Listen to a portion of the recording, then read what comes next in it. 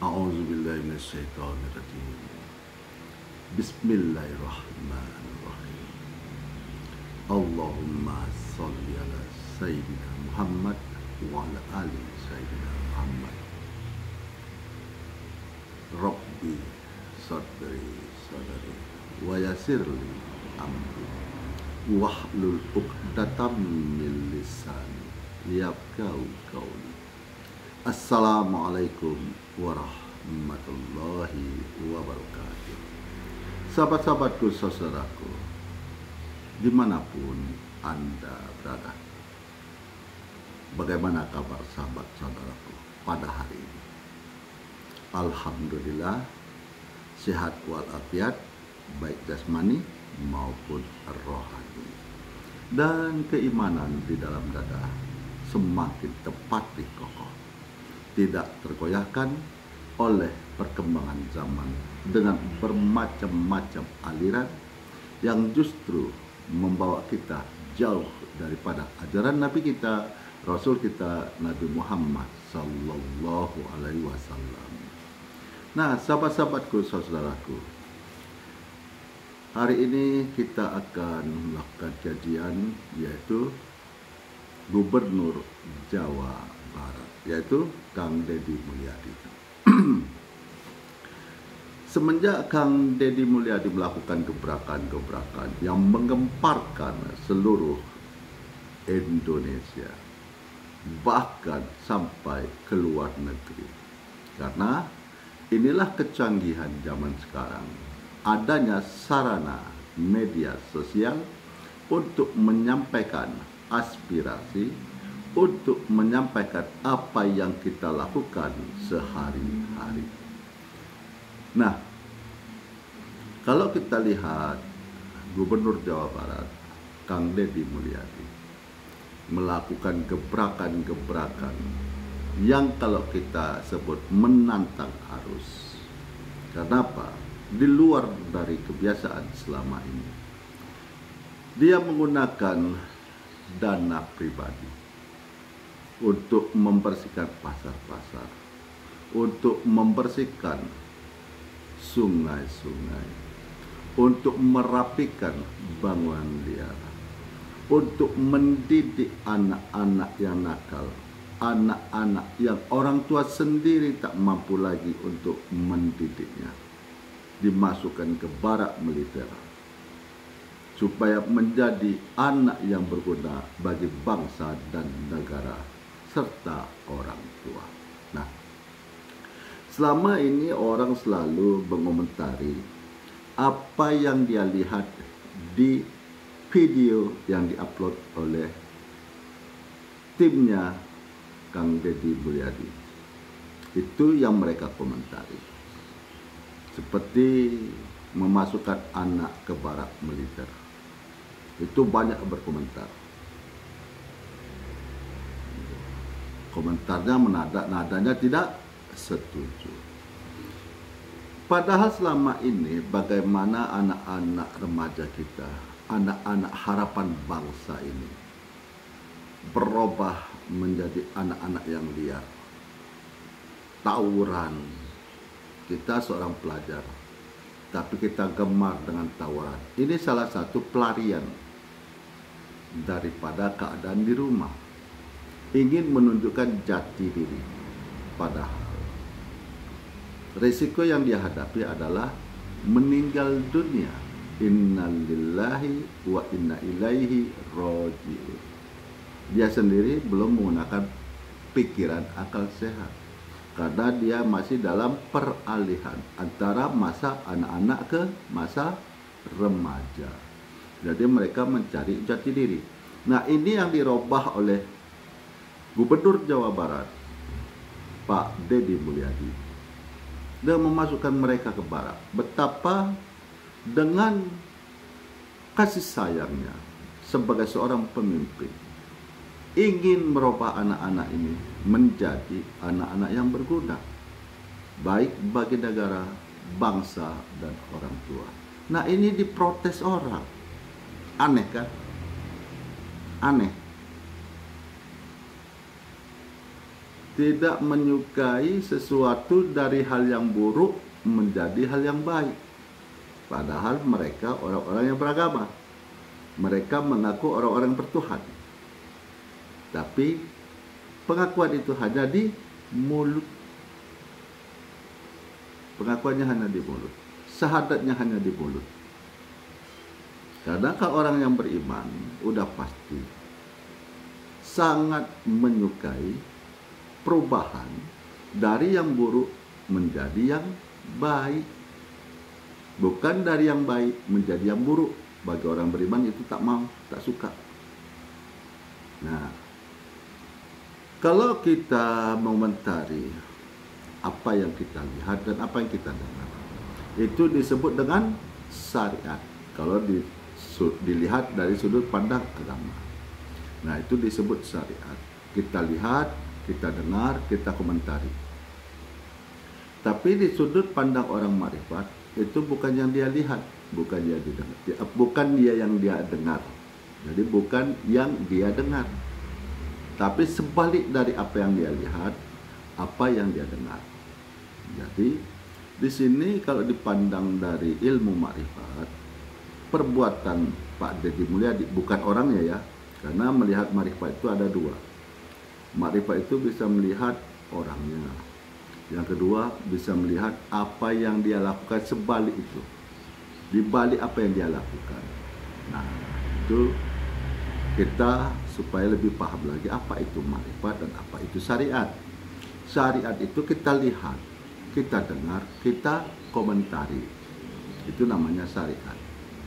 Ada yang kita lihat, ada yang kita dengar, baru kita berkomentar. Sementara kalau ilmu makrifat, dia tidak melihat dan dia tidak mendengar lagi. Tapi dia kaji adalah apa yang dia perbuat, di balik apa yang dia perbuat. Nah, Pak Deddy Mulyadi melakukan perubahan-perubahan di daerah Jawa Barat dengan menggunakan dana pribadi. Nah, kalau kita lihat dari sudut pandang ilmu makrifat, perbuatan Kang Deddy Mulyadi yang pertama adalah satu, mempercepat proses daripada perubahan tersebut. Karena kalau menggunakan anggaran daerah, maka itu butuh proses yang terlalu lama. Nah, butuh proses yang terlalu lama. Karena ada mekanisme yang mengatur di dalamnya. Yang kedua, Pak Deddy Mulyadi itu secara tidak langsung, secara implisit, dia ingin memberitahukan bahwa pembangunan di daerahnya dia gunakan dengan dana pribadi. Jadi dia membuat laporan. Dia membuat laporan kepada masyarakat yang dia pimpin bahwa inilah saya gunakan pembangunan untuk kemajuan daerah ini. Saya gunakan yang pertama adalah dana pribadi saya. Dana pribadi ini asalnya dari mana? Ini halal loh. Itu Pak Deddy Mulyadi ini ngasih tahu, ini halal loh. Bukan saya mencuri loh. Bukan saya korupsi loh. Dari anggaran yang saya pimpin, bukan. Ini murni dari dana saya mengkonten. Ini hasil pendapatan saya mengkonten. Makanya rezeki ini saya bagi-bagi untuk mempercepat proses pembangunan di daerah yang saya pimpin. Yang kedua, kalau saya menggunakan anggaran APBD, maka ini akan butuh proses. Karena di sini ada pertanggungjawaban, SPJ, surat pertanggungjawaban. Nah, jadi di sini Pak Deddy Mulyadi dia secara tidak langsung memberitahukan ke masyarakat bahwa dana yang dia gunakan adalah dana pribadi hasil dia mengonten. Dia membuat laporan, tapi tidak tertulis, tetapi secara visual, secara apa yang bisa dilihat. Nah, inilah dia. Kalau secara umum ini tidak ada. Mana ada Pak Deddy Mulyadi membuat laporan laporan keuangan. Mana ada. Karena ke masyarakat, pemerintah tidak membuat laporan. Yang pemerintah lakukan adalah memberitahukan hasil dari pembangunan. Dana ini dibangun proyek ini, dana ini dibangun untuk proyek ini, itu yang ada. Nah, itu yang dilihat oleh masyarakat. Nah, jadi banyak orang protes. Kenapa? Karena uang-uang haram itu sudah mulai dikunci. Ibaratnya sebuah saluran selang, selang itu tidak ada lagi kebocoran. Nah, kenapa? Karena untuk masyarakat, demi kepentingan masyarakat, kesejahteraan masyarakat, kenyamanan masyarakat. Nah, jadi kalau ada yang protes, berarti daerah zona nyaman yang dirasakan selama ini terganggu. Nah, kalau ada yang protes, berarti ada daerah yang zona nyaman dia itu terganggu. Dia merasa contoh umpama selama ini dia bisa berpergian ke luar negeri, sekarang sudah dibatasi. Apa gunanya pergi ke luar negeri? Studi banding, apa hasilnya? Nggak ada perubahan. Udah, stop aja, kurangi dananya. Nah, inilah yang mereka tidak sukai. Nah, jadi begitulah sahabat-sahabatku, saudaraku dimanapun Anda berada. Kalau kita lihat dari sudut pandang agama, perbuatan bukan Pak Deddy Mulyadinya kita lihat secara marifat, tapi perbuatan Pak Deddy Mulyadi kita lihat secara ilmu syariat dulu. Nah, ilmu syariat apalah kita lihat itu adalah apa yang dilakukan oleh Pak Deddy Mulyadi, memasukkan anak-anak ke pendidikan militer, memperbaiki pasar-pasar yang kumuh, memperbaiki aliran sungai yang penuh sampah-sampah, memperbaiki daerah-daerah kumuh yang membangun di tanah pemerintah, digusur dengan tanggung jawabnya, disewakan rumah selama setahun, dibantu mengangkut barang-barangnya. Nah, memperbaiki jalan-jalan. Betapa ini sangat bagus dan rakyat setuju. Kenapa ada anggota dewan yang mengatasnamakan rakyat malah tidak setuju? Sementara rakyat sendiri setuju atas perbuatan yang dilakukan oleh Gubernur Jawa Barat Pak Deddy Mulyadi. Masyarakat setuju. Yang mengatasnamakan rakyat malah tak setuju. Kan aneh zaman sekarang ini. Ya kan? Aneh zaman sekarang ini. Mengatasnamakan rakyat tapi tidak setuju atas perbuatan yang dilakukan oleh Gubernur Jawa Barat Pak Deddy Mulyadi. Sementara masyarakat setuju. Kan aneh ini, tidak nyambung gitu loh. Jadi apa yang dia lakukan itu mengatasnamakan rakyat itu? Rakyat yang mana yang dia wakilkan itu? Rakyat setuju, dia tak setuju, dia protes. Bagusan orang-orang seperti itu minggir. Dia mengatasnamakan rakyat. Ingat, kamu boleh bersenang-senang di dunia ini, menikmati harta-harta, uang-uang hasil korupsi. Tapi setelah perjanjianmu datang, ketentuanmu sudah ditentukan, engkau harus meninggalkan dunia ini, maka bawalah kain kapan hasil usahamu. Bawalah kain kapan itu ke kuburmu, masuk ke dalam tanah, dimakan cacing dan belatung. Siapa temanmu? Jadi kita semua, saya secara pribadi mendukung atas apa yang dilakukan oleh Pak Deddy Mulyadi, karena ini sesuai dengan dasar negara kita, Pancasila. Apa yang ingin dicapai oleh negara kita ini? Kemakmuran bagi seluruh rakyat Indonesia. Ini yang dilakukan Pak Deddy Mulyadi. Membuat masyarakat yang dipimpinnya itu sejahtera. Bahkan uang pribadi dia rela memberikannya. Kalau orang selama ini bersedekah. Nah, bersedekah. Benar kan? Bersedekah. Nah, Pak Deddy Mulyadi di samping dia bersedekah, dia juga melakukan perubahan pembangunan di daerahnya. Nah, jadi kalau secara syariat kita melihat, kita mendengar, itu yang baru kita komentari, itu yang kita ketahui. Kalau dilihat dari ilmu ma'rifat, itu Pak Deddy Mulyadi membuat laporan ke masyarakat bahwa dana yang dia gunakan itu adalah dua sumber. Yang pertama bisa dia gunakan dari dana pribadinya. Yang kedua, dia bisa gunakan dana yang ada di pemerintahannya.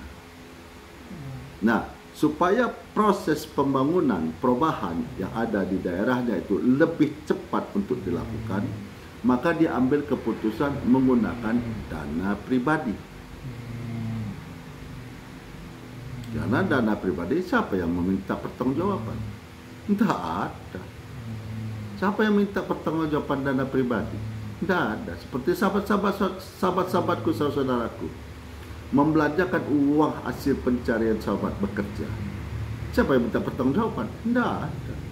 Terserah sahabat-sahabatku, saudaraku, mau dibeli itu apa, asal jangan yang dilarang oleh pemerintah kita. Kalau dilarang pemerintah kita, ditangkap kamu. Ditangkap sahabat, seperti membeli narkoba, siap-siaplah masuk penjara sana. Karena itu dilarang oleh negara kita. Nah, di samping itu, kalau kita membelanjakan tuh hal-hal yang tidak dilarang oleh negara kita, maka kita bebas menggunakannya.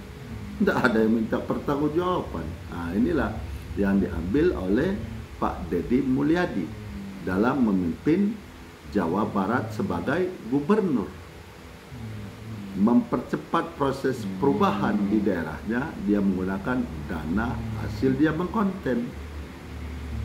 Nah, kalau saya lihat di media sosial, gubernur-gubernur lain pun sudah mulai mengikuti langkah-langkah dari Pak Deddy Mulyadi.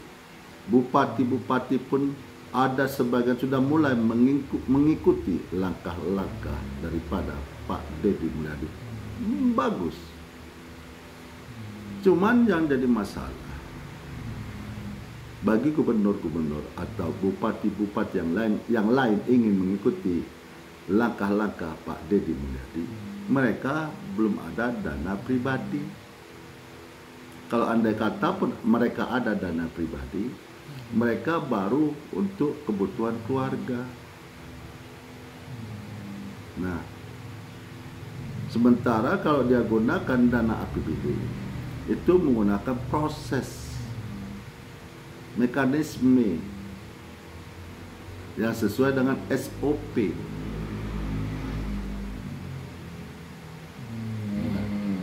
Jadi ini melibatkan anggota dewan. Jadi prosesnya terlalu lama. Apalagi nanti ada perubahan-perubahan daripada dana tersebut. Umpama untuk perbaikan jalan disediakan dana 5M. Tapi ada kebutuhan yang sangat mendesak, yaitu perbaikan pasar yang sudah mulai hancur, sampah-sampah yang sudah mulai menumpuk. Jadi di sini gubernur menetapkan mana prioritas utama yang harus dia lakukan. Tentu dia harus perbaiki pasar dulu daripada jalan, karena pasar ini sudah mulai ambruk, sudah wajar dan patut untuk diperbaiki dengan sampah-sampah yang menumpuk. Nah, ini perlu diadakan revisi. direvisi dari perbaikan jalan menjadi dana untuk perbaikan pasar. Nah, ini memakan waktu, memerlukan proses.